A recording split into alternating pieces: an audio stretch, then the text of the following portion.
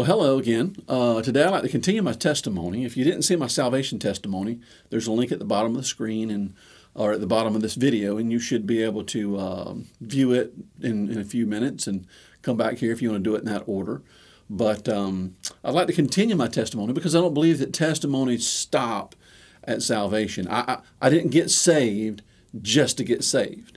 I got saved and it changed my life. I got saved and it affected the rest of my life in a way that God would have me behave and the things that God would have me do. So about that time, my mother and I were a little disenchanted at Hope, and we decided to go to a different church, and we landed at Grace Baptist Church, closer to Stark over on Griffiths Loop.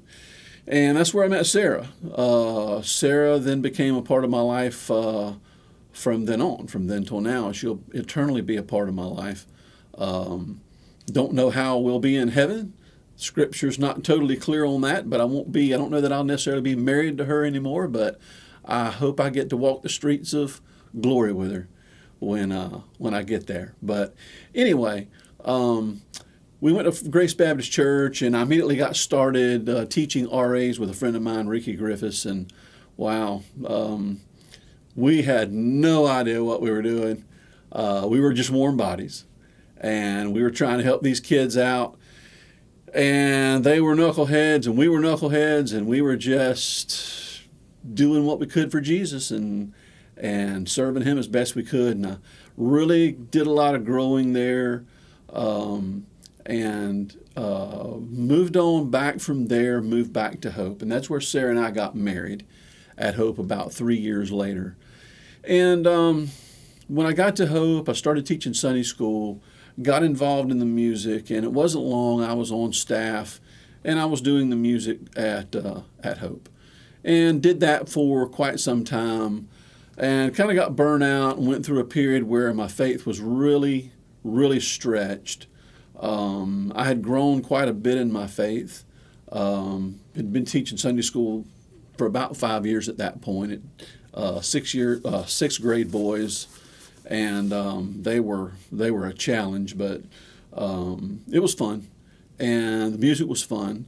But I really got burnt out, and I convinced myself and convinced the pastor that we needed to get someone to do youth and music all at the same time. And we tried that, and it didn't work out real well. And it was really a test of my faith at that time. Really struggled to hear from God clearly. And the reason was I wasn't listening.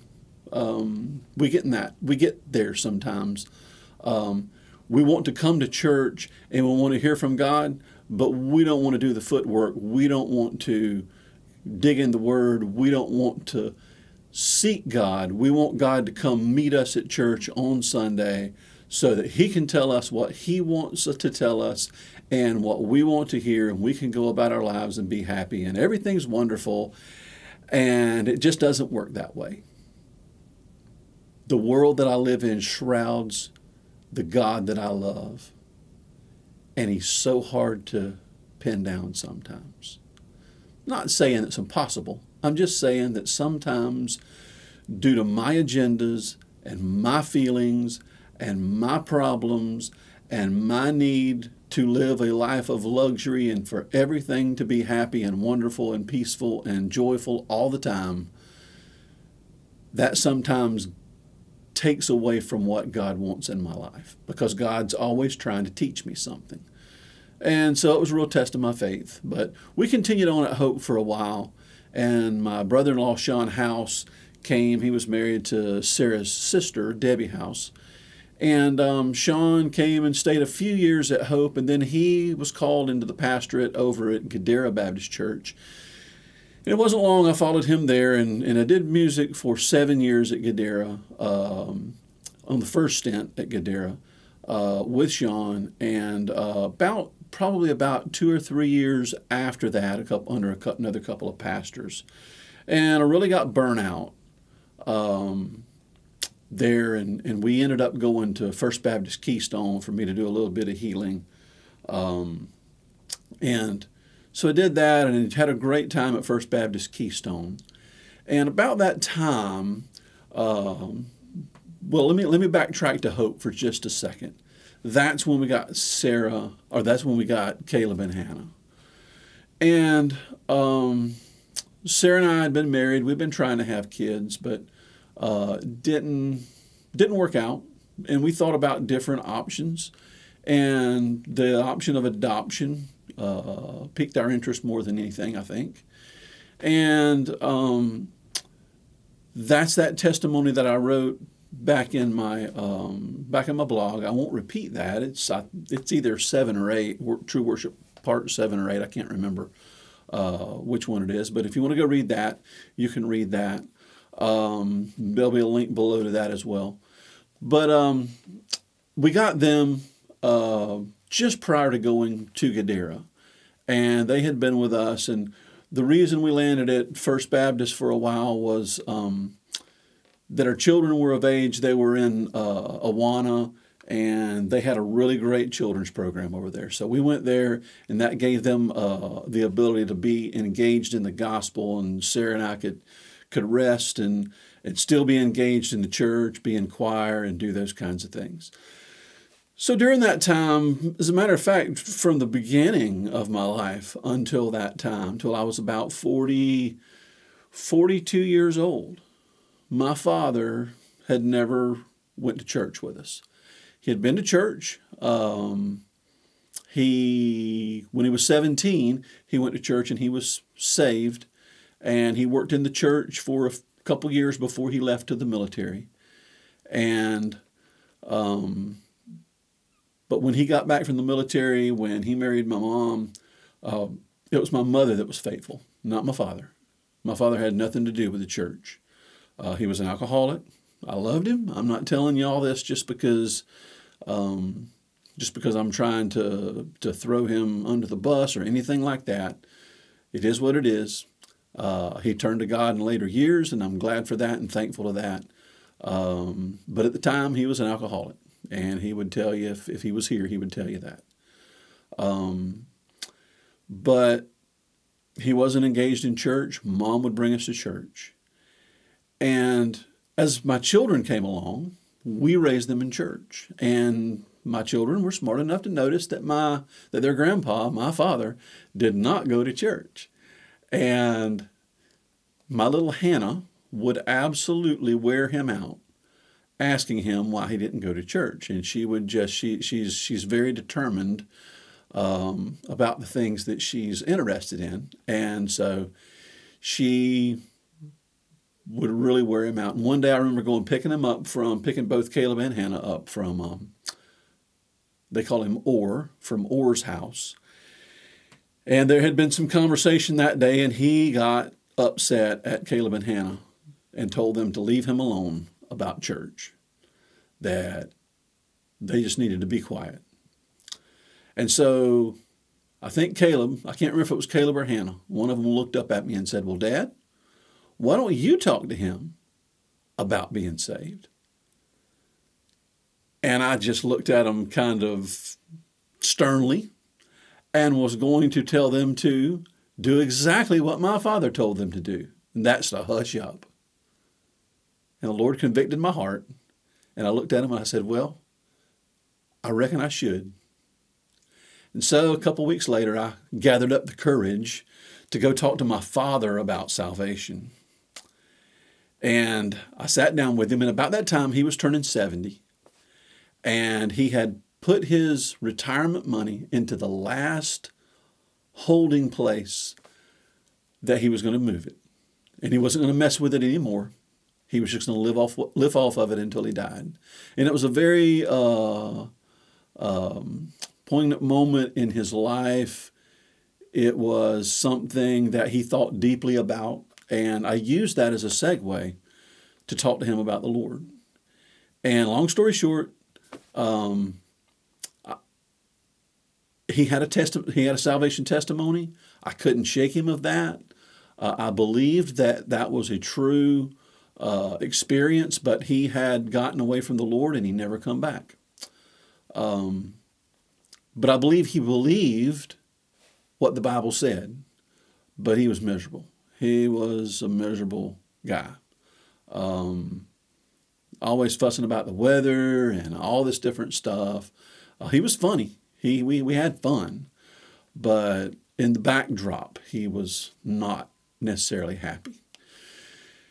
So I asked him, I said, well, I tell you what. I said, I noticed you turned 70 and you've really been thinking about life. And he said, yes, I have.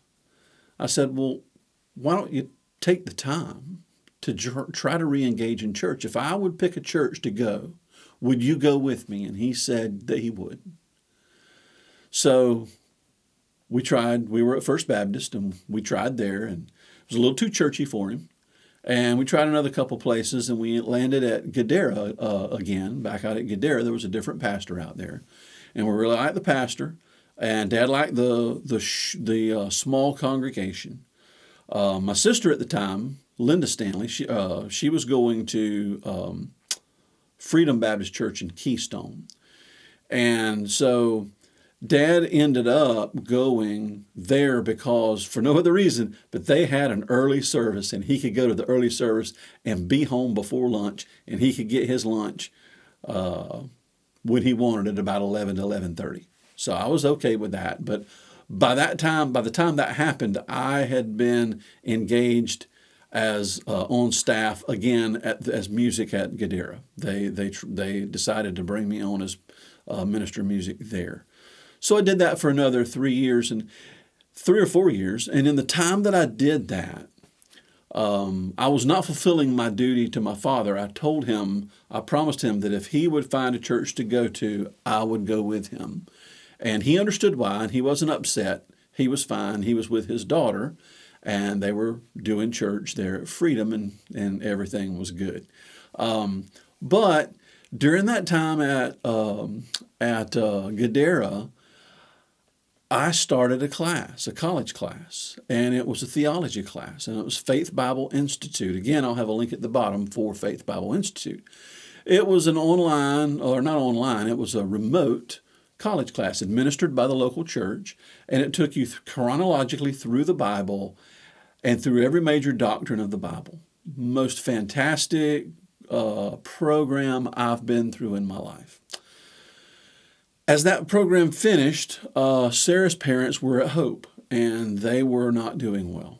And we decided to go to Hope and be with them during the time that they were trying to be faithful to God, but they were having physical problems doing that. So we went to Hope and did that. Well, in that 3-year period, Brother Sean was pastor there. During that 3-year period, I was able to administer Faith Bible Institute at Hope Baptist Church. And I remember Sean had been there for a while before we had come. And I come in with a lot of excitement, and I was ready to go. And I said, Brother Sean, let me do this class. And he said, are you sure you can get enough people? We needed 10 to start the class. I said, I don't know. I said, but let me try. He said, okay. He says, I'll let you try, but I'm not real sure you're going to get enough people. I signed up 42 people to take a 3-year college class. And by the time the class was over, I graduated 24 people. 24 people that started with me 3 years earlier. One of them was my 67 or 68-year-old mother. She had never taken a test other than a driver's test since she had graduated from high school. Scared to death about tests. She studied hard, and she never made below, I believe it was a 98. She never made below a 98. I was privileged to graduate my mother from college. Now, all this time I'm teaching Sunday school, and I'm doing those kind of things, but I'm not doing the music at Hope. But I was doing music with the youth, I think, at Hope, and we did a lot of youth stuff. But there was a 98-year-old lady that graduated that class. There were a lot of senior citizens that graduated the class, and there were a lot of middle-aged Sunday school teachers, younger people that graduated the class. It's a great, great, great class, and I really enjoyed that time. And as that class ended, Sarah's parents were getting further along in their struggle, and it was time for us to move on from Hope. And I just wanted to go and fulfill my promise to my dad. So that's what took me to Freedom Baptist Church, and I ended up going over there and taught Sunday school there for the last few years, and up until I've now come to First Baptist Church Stark, of all places. That was just kind of out of my realm because I've always been a Keystone guy.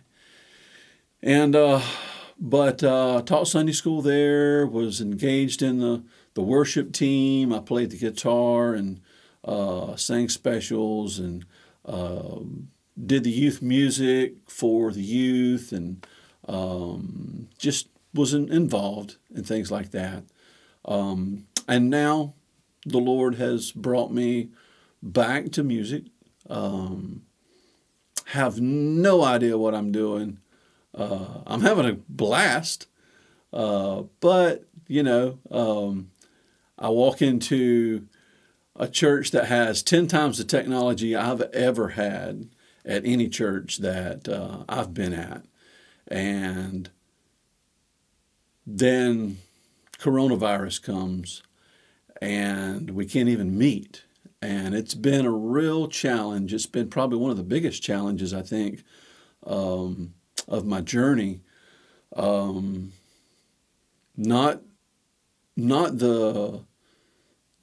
the worship part, I don't think, but the technical side of it has been pretty daunting, with all the challenges we've had, power blips and video not synced, and just everything you can imagine, projector.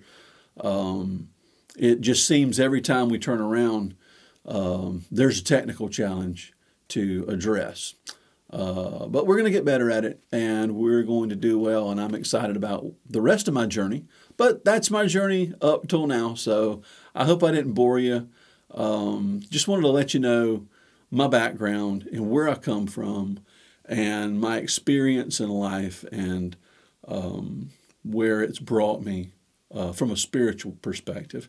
Now, that whole time, I've worked at Clay Electric. I've worked a full-time job.